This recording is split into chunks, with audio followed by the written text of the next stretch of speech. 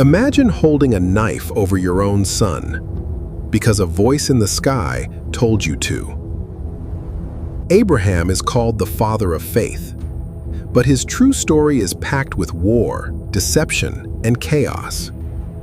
How did one flawed nomad build a legacy that dominates the modern world? Today, we uncover the raw, chronological timeline of Abraham, the man who risked absolutely everything. It starts in ancient Ur, a massive pagan metropolis. Abram is wealthy, comfortable, but devastated because he's childless. Suddenly, an unseen God speaks. The command? Leave your country, your wealth, and walk into the unknown desert. The promise is massive. God will make him a great nation. But Abram has no idea where he's going. At 75 years old, Abram packs his entire household, his wife Sarai, his nephew Lot, and their herds. They march hundreds of miles, trading an advanced civilization for a vulnerable life living in tents in Canaan. But the promised land isn't paradise. Almost immediately, a severe, deadly famine strikes the region. Driven by pure survival, Abram is forced to migrate south, straight into the mouth of the Egyptian Empire. And right here, the great man of faith panics.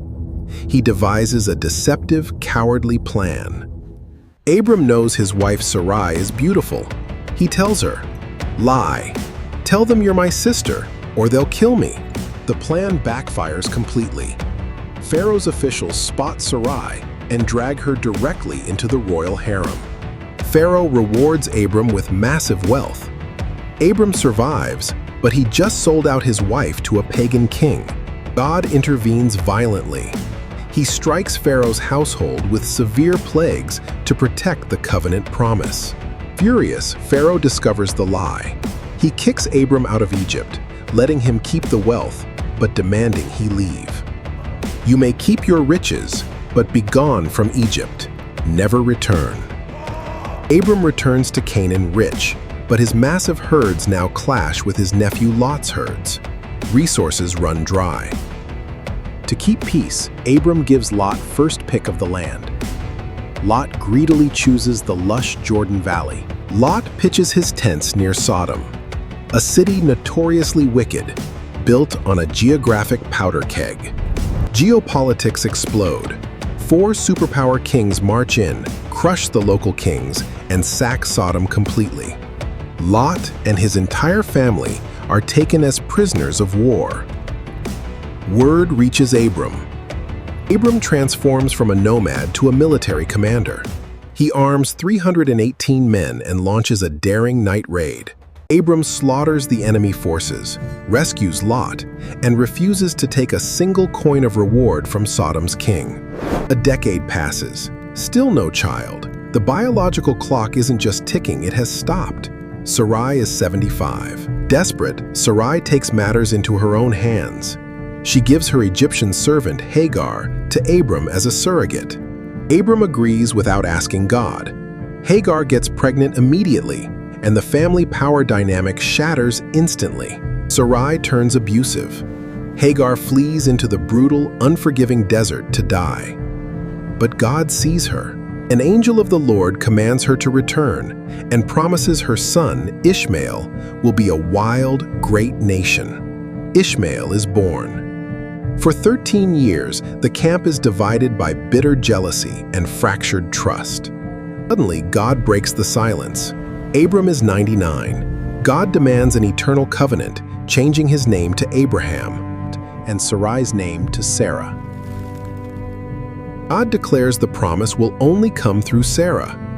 Abraham actually laughs out loud at the impossible biology. God institutes circumcision, a painful, permanent physical marker of the covenant. Abraham obeys that very same day. Days later, 3 mysterious figures appear at Abraham's tent. He rushes to serve them a massive feast. The Lord says next year, Sarah will have a son.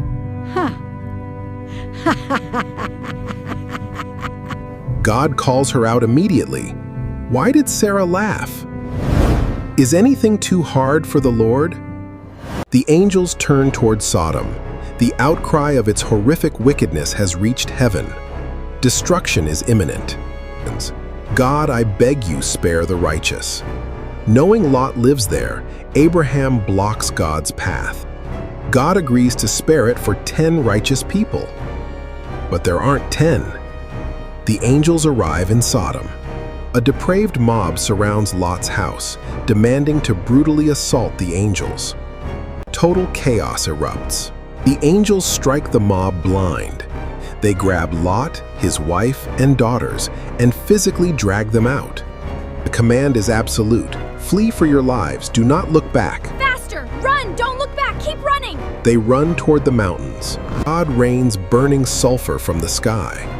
Sodom and Gomorrah are obliterated in a catastrophic inferno. But Lot's wife disobeys. She looks back at the fire. Instantly, she turns into a pillar of salt. Next morning, Abraham looks down at the valley. He sees nothing but dense smoke rising like a furnace. The timeline moves forward. Exactly 1 year later, the impossible happens. 90-year-old Sarah gives birth to Isaac. But joy turns to war. Sarah catches teenage Ishmael mocking Isaac. She demands Ishmael be permanently exiled. You mocked my son! You must be sent away forever! Heartbroken, Abraham sends Hagar and Ishmael into the brutal desert with only a skin of water. God saves Ishmael in the desert. Abraham's entire legacy now rests solely and completely on Isaac. Years pass. Isaac becomes a young man. Then, God delivers the most agonizing command in the entire Bible. Take your son, your only son whom you love, and sacrifice him as a burnt offering on Mount Moriah. Abraham doesn't argue. He loads the donkey, cuts the wood, and takes Isaac on a brutal 3-day hike. Isaac carries the wood on his back.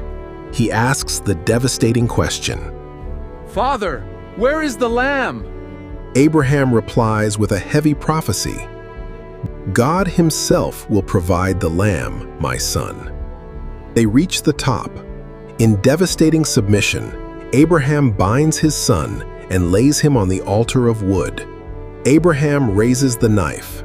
He is seconds away from destroying the very promise he waited 25 years for.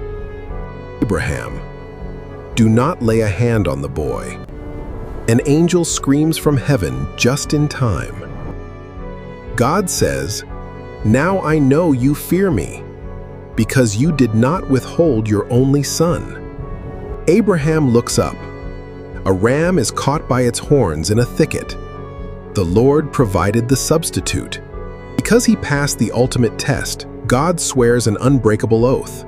Abraham's bloodline will literally change the world forever. I'm David. If you like today's story, please like and subscribe. See you in the next video.